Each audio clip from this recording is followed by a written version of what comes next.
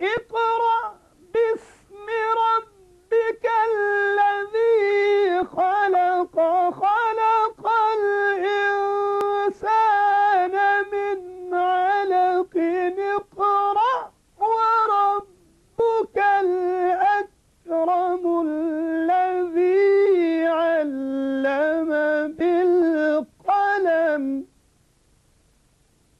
علم الإنسان ما لم يعلم نحمده ونصلي ونسلم على سيدنا ومولانا محمد رسوله النبي الأمين المكين اما بعد بسم اللہ الرحمن الرحیم۔ معزز سامعین و ناظرین، اللہ رب العزت کی مدد و نصرت سے آج ہم میثاق مدینہ کی آئینی خصوصیات کے موضوع کو آگے بڑھا رہے ہیں۔ میرے پچھلے لیکچر تک 13 خصوصیات پر گفتگو مکمل ہوئی۔ آج 14ویں خصوصیت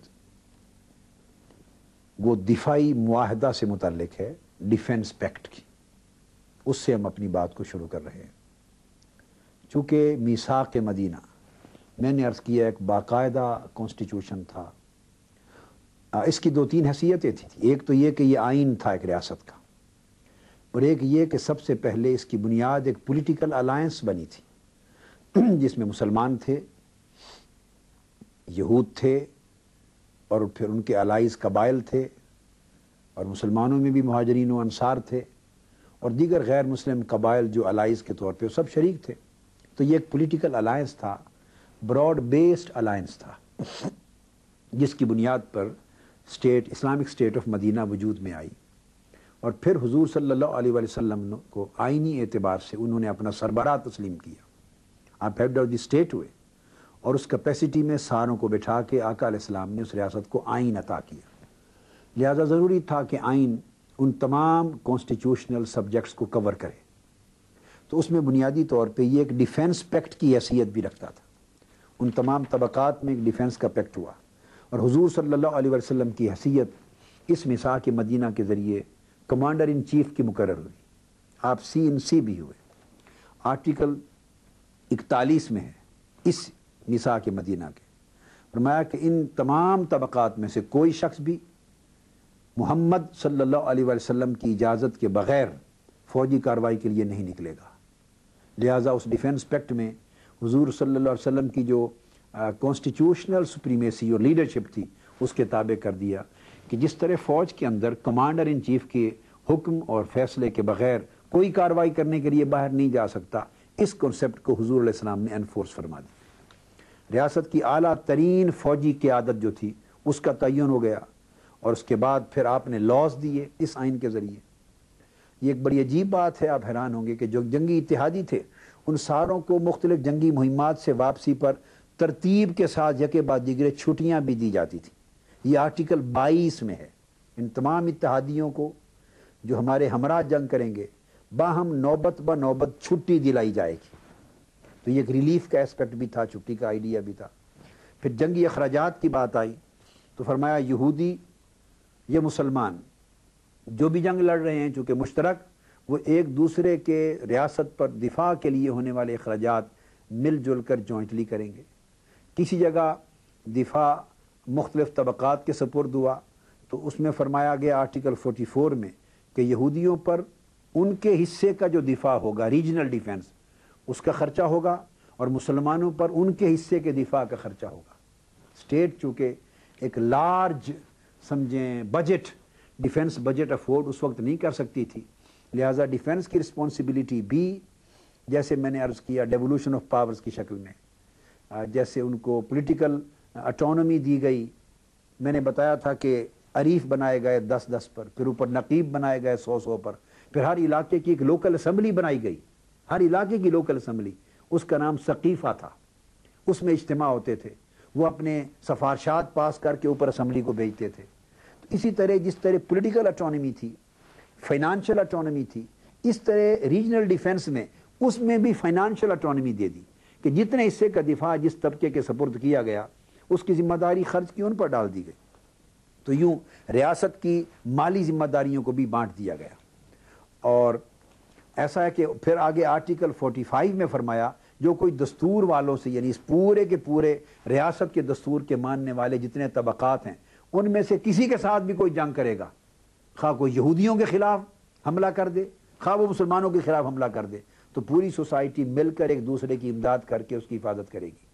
آپ اندازہ کریں کتنا خوبصورت تصور ہے کہ اس آئین میں آ جانے کے بعد کسی نے حملہ مسلمانوں پر نہیں کیا، صرف یہودی علاقے پر کیا ہے، مگر ان یہودیوں کی حفاظت کے لیے مسلمانوں پر ذمہ داری ڈال دی کہ وہ ان کی حفاظت کریں گے. اس سے اسلام کی مذہبی اور دینی اعتبار سے رواداری اور عالی ظرفی کا جہاں اندازہ ہوتا ہے وہاں اس کے اسٹیٹ کنسپٹ کا اندازہ ہوتا ہے. اور اسی طرح آرٹیکل 54 میں فرمایا کہ کوئی بیرونی حملہ آور اگر آئے گا اس صورت میں ریاست مدینہ کا دفاع یہودیوں اور مسلمانوں کی جو مین اور ان کی الائز کی مشترکہ ذمہ داری ہوگی. تو اس طرح ہم اس ڈیفنس پیکٹ کو دیکھتے ہیں کہ ایک پورا کا پورا کنسپٹ کولیکٹیویٹی کا بھی اور ریجنلزم کا بھی ہر لحاظ سے نظر آتا ہے. تو اس دستور نے دفاع جیسے اہم معاملے کو اچھے طریقے سے ٹیکل کیا جو اس وقت کے حالات اور ریکوائرمنٹس تھی. پانچواں یہ تو تھا 14واں ہمارا آئینی ضابطہ. اب پانچواں جو کریکٹرسٹک کانسٹیٹیوشنل نظر آتا ہے میثاق مدینہ میں وہ بڑا عظیم ہے. اس میں بنیادی انسانی حقوق کی ضمانت عطا کی گئی، guarantee of fundamental human rights. یہ بات اس لیے بتانا ضروری ہے کہ میں نے اس موضوع پر جب اپنے لیکچرز کی سیریز شروع کی تھی تو پہلے لیکچر میں اس میثاق مدینہ کے حوالے سے میں نے بات واضح کی تھی کہ مغربی دنیا میں ہیومن رائٹس کا تصور کب پیدا ہوا. فرینچ ریولوشن سے پہلے، انقلاب فرانس سے پہلے کوئی باقاعدہ انسانی حقوق کا تصور نہیں تھا، انسانی آزادیوں کا تصور نہیں تھا. پھر میگنا کارٹا ہے، پھر امریکہ کی ڈیولپمنٹ ہے، پھر UN کے چارٹر ہے. میں نے تاریخ وائز اور سن وائز آپ کو بات بتائی تھی، مگر دیکھنا یہ ہے کہ فنڈامنٹل ہیومن رائٹس کے تصور کا بانی اسلام ہے. قرآن مجید نے فنڈامنٹل ہیومن رائٹس کی گارنٹی دی.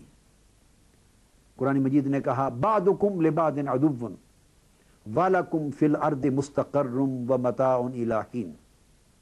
تم میں سے بعض سوسائٹی کے اندر بعض لوگ بعضوں کے دشمن ہوں گے، انمیٹی ہوگی، دشمنی اور عداوت ہوگی، جھگڑے ہوں گے جائز اور ناجائز.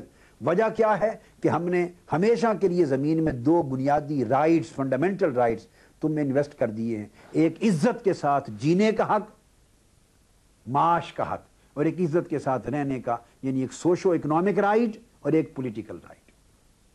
اب اس کے اندر پورے فنڈامنٹل رائٹس کا تصور سما جاتا ہے. تو یہ اس ریاست کے دستور کے ذریعے حضور علیہ السلام نے عطا کیے اور فرمایا جو شخص کسی کے حقوق پہ ہاتھ کرے، دست درازی اٹھائے، اور اس کو فساد انگیزی سے تعبیر کیا گیا آرٹیکل 16 میں، اور ساری سوسائٹی کی ذمہ داری لگائی کہ وہ اس کی حفاظت کے لیے دست بستہ ہو جائیں، اکٹھے ہو جائیں. اور اس معاہدے کی خلاف ورزی کرنے کی حق کسی کو نہ دیا. انسانی حقوق کے خلاف فتنہ پروری اور فساد انگیزی کرنے کا حق کسی کو نہ دیا، اور اگر کوئی وائلیٹر ہو تو ان حقوق کی حفاظت اور رعایت کی ذمہ داری پورے معاشرے پر کامن طریقے سے عائد کی گئی. اس میں ہم دیکھتے ہیں یہی وجہ ہے کہ جب خطبہ حجۃ الوداع حضور علیہ السلام نے عطا فرمایا اس میں آپ نے فرمایا ہیومن پیرٹی کا تصور، لا فضل لعربی علی عجمی ولا لعجمی علی عربی ولا لاحمر علی اسود ولا لاسود علی احمر الا بالتقوی. فرمایا کلکم بنو آدم و آدم من تراب. تمام بنی نوع انسان حضرت آدم کی اولاد ہے. حضرت آدم مٹی سے بنے تھے. اس دستور مدینہ نے آرٹیکل 50 میں ہے پناہ گزین جو اسلامی ریاست میں آ کے کسی کے پاس پناہ لے کے ریاست کی پناہ میں رہا ہوا ہے، خواہ وہ کاروبار کے لیے آیا، خواہ وہ ملازمت اور تجارت کے لیے آیا، خواہ وہ کسی کا مہمان بن کے آیا، فرمایا کہ پناہ گزین کے حقوق کی حفاظت اور برتاؤ اسی طرح ہوگا جس طرح اصل پناہ دینے والا اس ریاست کا باشندہ اور شہری ہے. اس کو نہ ضرر پہنچایا جائے گا اور نہ وہ شخص خود کسی کے ساتھ اعچکنی کر سکے گا. اس میں بھی برابری عطا کی. تو انسانی حقوق کا یہ تصور. اس کے بعد اس ریاست نے جو 16ویں خوبی مذہبی آزادی کا تصور دیا، ریلیجس فریڈم. آپ کو معلوم ہے کہ اس میں مختلف مذہب، مختلف مذاہب کے لوگ رہ رہے تھے، ساروں کی مذہب کو آزادی دی. اسلام نے لا اکراہ فی الدین، کسی کو مسلمان بنانے میں جبر نہیں ہے، اسلام نے کبھی جبر نہیں کیا۔ پروفیسر ہٹی ایک مقام پر ہسٹری آف دی عربز میں لکھتا ہے کہ اسلام کبھی تلوار کے زور سے نہیں پھیلا، اسلام ہمیشہ کردار کے زور سے پھیلا ہے۔ یہ جو لوگوں کو مغالطہ ہے اسلام کے غزوات کو دیکھ کر، جنگوں کو دیکھ کر، جو مختلف جنگیں ہوئیں، وہ سمجھتے ہیں کہ شاید یہ مسلمانوں کی جنگیں عیسائیت اور یہودیت اور کفر کے مذاہب کو ختم کرنے کے لیے تھیں اور اسلام کو جبرن نافذ کرنے کے لیے تھیں۔ یہ تصور غلط ہے، غلط ہے، غلط ہے۔ تاریخ گواہ ہے ایک تلوار بھی کسی دوسرے کے مذہب کے خاتمے کے لیے اور اسلام کو جبرن مسلط کرنے کے لیے نہیں چلی۔ اسلام کے دور میں تلوار جہاں چلی ظلم کے خاتمے کے لیے چلی، تلوار جہاں چلی اگر انسانی طبقات پر، خواہ وہ مسلم تھے یا غیر مسلم تھے، کوئی جبر کر رہا تھا، تشدد ہو رہا تھا، استحصال ہو رہا تھا، انسان کے خون سے ہولی کھیلی جا رہی تھی، انسان کے پسے ہوئے مظلوم کمزور کچلے ہوئے طبقات پر اگر ظلم ہو رہا تھا تو اسلام کی تلوار مظلوم کی مدد کے لیے چلی، اسلام کی تلوار عدل کی بحالی کے لیے چلی، اسلام کی تلوار انسانیت کی حفاظت کے لیے چلی۔ اور اگر کوئی کسی کے مذہب پہ ظلم کر رہا تھا اسلام ان کے بچاؤ کے لیے آگے بڑھا۔ تو اسلام ہمیشہ کردار کے زور سے، اپنی تعلیمات کی برکات کے زور سے پھیلا ہے۔ تو پروفیسر ہیٹی لکھتا ہے اگر اسلام تلوار کے ذریعے پھیلتا تو جن جن ملکوں، جو ملک فتوحات کے ذریعے اسلام کے دائرہ سلطنت میں آ گئے تھے، وہاں 3-4 صدیوں تک عیسائی اور دوسرے مذہب کے لوگ اپنے مذہب پہ برقرار نہ رہتے۔ فتوحات کے فوری بعد مسلمانوں کی تلوار یا انہیں قتل کر دیتی یا مسلمان ہو جانے پر مجبور کر دیتی۔ مگر غیر مسلم مورخ لکھتے ہیں کہ اسلام کی حکومتیں قائم ہو گئی تھیں سیرین کنٹریز میں، بازنطینی ریاستوں میں، شام کے علاقوں میں، ایران کے علاقوں میں، اور وسطی یورپ کے علاقوں میں جو ایسٹرن یورپ کی طرف اسپین کی طرف پڑتے تھے۔ صدیوں تک کارڈووا میں، اسپین میں، قرطبہ میں، غرناطہ میں اسلام کی سلطنت کو قائم ہوئے صدیاں گزر گئی تھی، مگر عیسائی اپنے مذہب پر تھے، یہودی اگر کوئی تھے تو اپنے مذہب پر تھے۔ اسلام کی تلوار نے جبرن کسی ایک شخص کو مسلمان نہیں کیا۔ وہ مسلمان کیوں ہوئے؟ اسلام کا عمل دیکھا، مسلمانوں کا کردار دیکھا، ان کا بیہیویئر دیکھا، ان کی جمہوری تعلیمات دیکھی، ان کی اخلاقی اور روحانی تعلیمات دیکھی، مسلمانوں کی انسانیت دیکھی اور دین اسلام کی وہ عظیم فلسفہ حیات دیکھا کہ جس کے لیے امت اور انسانیت متلاشی تھی، ترس رہے تھے، جس کے لیے وہ خواہاں تھے۔ اس فیض نے انہیں اسلام کے دائرے میں آنے پر خود خوشی سے مجبور کیا۔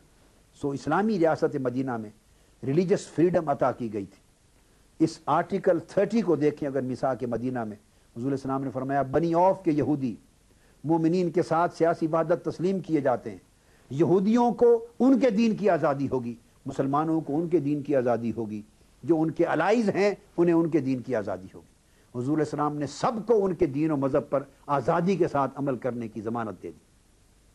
قرآن کی سورہ کافرون اعلان کر رہی ہے،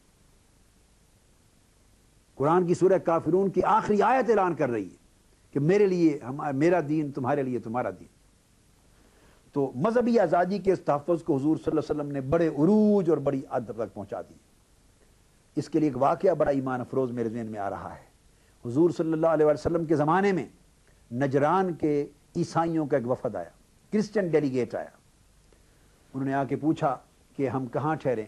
اب اس ریاست کے تو کوئی گیسٹ ہاؤس یا اسٹیٹ ہاؤسز تھے نہیں۔ حضور علیہ السلام نے فرمایا نجران کے عیسائیوں کے وفد کو عزت کے ساتھ میری مسجد نبوی میں ٹھہرایا جائے۔ تو مسجد نبوی میں ٹھہرائے گئے۔ پھر ان کی عبادت کا وقت آ گیا۔ انہوں نے پوچھا بھی عبادت کہاں کریں؟ تو صحابہ کرام نے پوچھا یا رسول اللہ علیہ وسلم یہ عبادت کہاں کریں؟ ان کا خیال تھا کہ اب یہ تو مسلمان نہیں ہیں، یہ تو اپنے مذہب کے مطابق عبادت کریں گے، تو مسجد تو توحید کے لیے ہے، رسالت کی تعلیمات کے مطابق ہے۔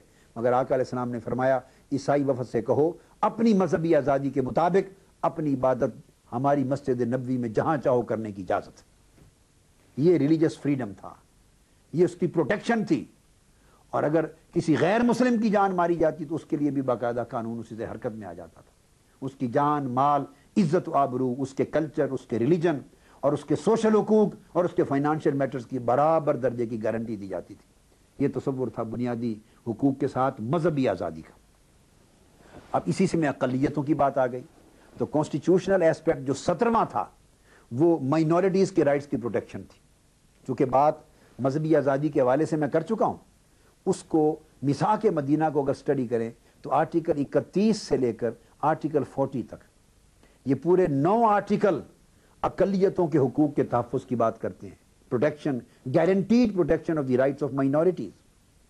اس میں حضور علیہ السلام نے یہودیوں کے بشمول بنی نجار کے حقوق کی حفاظت کی ضمانت دی، بنو حارث کے حقوق کی، بنو سائدہ کی، بنو جشم کی، بنو اوس کی، بنو سالبہ کی، اور اسی طرح اور ان کے پھر موالی، ان تمام فرمایا ان یہودیوں کو اور موالیوں کو وہ تمام حقوق حاصل ہوں گے جو بنی اوف کو حاصل ہوں گے، جو فلاں قبیلے کو حاصل ہوں گے، جو فلاں قبیلے کو حاصل ہوں گے. اور آرٹیکل 38 میں اس کی پابندی ہر ایک کے لیے برابر درجے میں قرار دے دی گئی، اور ہر ایک کو پابند کیا کہ حقوق کے، اقلیتوں کے حقوق کی جو ہم نے گارنٹی دی ہے اس کی وفا شعاری ہر ایک پر لازم ہوگی. اس کے بعد 18واں پوائنٹ میثاق مدینہ کی آئینی خصوصیت کا بڑا عجیب اور بڑا ایمان افروز، وہ خواتین کے حقوق کی ضمانت ہے، گارنٹی آف ہیومن رائٹس. آج میں مسلمانوں کے لیے کہہ رہا ہوں، اور خاص طور پہ مغرب کے معاشرے میں پلنے والی ہماری نوجوان نسل، عزیزان محترم یہ بات توجہ طلب ہے، چونکہ آپ نے اسلام کو نہیں پڑھا اپنے اصل روٹس کے ساتھ، اپنے اصل علمی فکری تحقیقی داروں کے ساتھ. ہمارا قصور ہے، ہم وہ میسج آپ تک کنوے نہیں کر سکے، ہماری پرانی نسلیں، وہ گیپ آف کمیونیکیشن ہے. اس کی وجہ سے مغرب آپ کو تانا دیتا ہے کہ اسلام عورت کے معاملے میں معاذ اللہ ظالمانہ دین ہے. یہ غلط ہے. جتنی عزت عورت کو اسلام نے دی ہے، روئے زمین پر دنیا کا کوئی مذہب، کوئی فلسفہ، کوئی نظام عورت کو رسپیکٹ اور وہ بلند مقام نہ دے سکا، نہ دینے کا تصور کسی کے ہاں پایا جاتا. 1400 سال قبل جب عورت کے حقوق کا کوئی تصور انسانی کائنات میں نہیں تھا، روئے زمین کی کسی ریاست کے قانون میں نہیں تھا، عورت ایک قابل عزت کوئی کمیونٹی نہیں تھی، پرسن نہیں تھی، اس وقت اسلام نے عورتوں کی حقوق کی گارنٹی دی. میں صرف کمپیریٹو سٹڈی کے لیے آپ کو بتاؤں کہ کینیڈا میں 1934 تک غالباً اسی صدی میں عورت کو لیگل پرسن ریکگنائز نہیں کیا جاتا تھا. یہ نارتھ امریکہ کی بات ہے، یہ ویسٹرن ورلڈ کی بات ہے، جہاں سب سے زیادہ ہیومن رائٹس کی آج بات ہوتی، اور ہیومن رائٹس کی وہ بے دریغ بات جو انسانی عزت اور اقدار کی حدوں کو بھی پھلانگ کر کے آگے گزر گئے. اس صدی میں 1934-35 تک ایک عورت لیگل پرسن نہیں تھی، اس کے قانونی حقوق تسلیم نہیں کیے گئے تھے. تھوڑا آگے آ جائیے، امریکہ، پوری دنیا میں جہاں ہیومن رائٹس کا تصور اور خواتین کی آزادی اور حقوق نسواں کا تصور ڈیولپ کر رہا ہے. اس صدی میں 1920 تک امریکہ کے آئین میں عورت کو ووٹ کا رائٹ نہیں تھا. میں آپ کو ایک کانسٹیٹیوشن اور امریکن کانسٹیٹیوشن کے طالب علم یا قانون کے استاد جو بھی سمجھ لیں اس حیثیت سے یہ بات آپ کے سامنے رکھ رہا ہوں، آپ اسٹڈی کریں. 1920 سے پہلے تک امریکہ کے کانسٹیٹیوشن میں عورت کو ووٹ آف رائٹ نہیں تھا. یہ ایک طرف کی دنیا ہے. اب آپ آئین مدینہ کی طرف چلے جائیں، آج جدید مغرب میں جھانک لیا، اب ذرا 14 صدیاں پہلے وادی مدینہ بھی جھانک کے دیکھیں کہ وہاں عورت کے حقوق کا عالم کیا تھا. حضور صلی اللہ علیہ وسلم نے عورتوں کو حقوق عطا کیے، اور حقوق اتنے تھے کہ سیدنا فاروق اعظم رضی اللہ تعالیٰ عنہ کا دور ہے، پارلیمنٹ ہے، شورا مہاجرین و انصار کی پارلیمنٹ ہے، اس میں خواتین بھی پارلیمنٹ کی ممبر ہوتی تھی. دلیل یہ کہ سیدنا عمر فاروق رضی اللہ تعالیٰ عنہ نے ایک بل پیش کیا، مہر پر پابندی عائد کرنے کا بل پیش کیا. اس کو آپ سیلنگ یا لمیٹیشن آف ڈاور کہیے، لمیٹیشن آف ڈاور کا ایک بل تھا، امینڈمنٹ بل اسمبلی میں پیش کیا کہ عورتوں کے مہر لوگ زیادہ مقرر کر لیتے تھے اور پھر ادا نہیں کرتے تھے. آپ چاہتے تھے کہ کم مقرر کریں، اتنا کہ جو ادا ہو سکے. ان گڈ فیتھ تھا.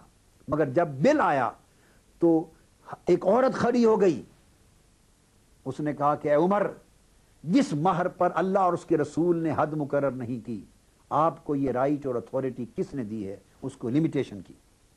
اب سوال یہ پیدا ہوتا ہے کہ یہ کسی کوچے بازار میں بات تو ہو نہیں رہی تھی، وہ تو اسمبلی میں رہی تھی، شورا میں، اور عورت جو کھڑے ہو کے چیلنج کر رہی ہے تو وہ شورا اور پارلیمنٹ میں بیٹھی تھی تو تب کھڑے ہو کے اس نے چیلنج کیا.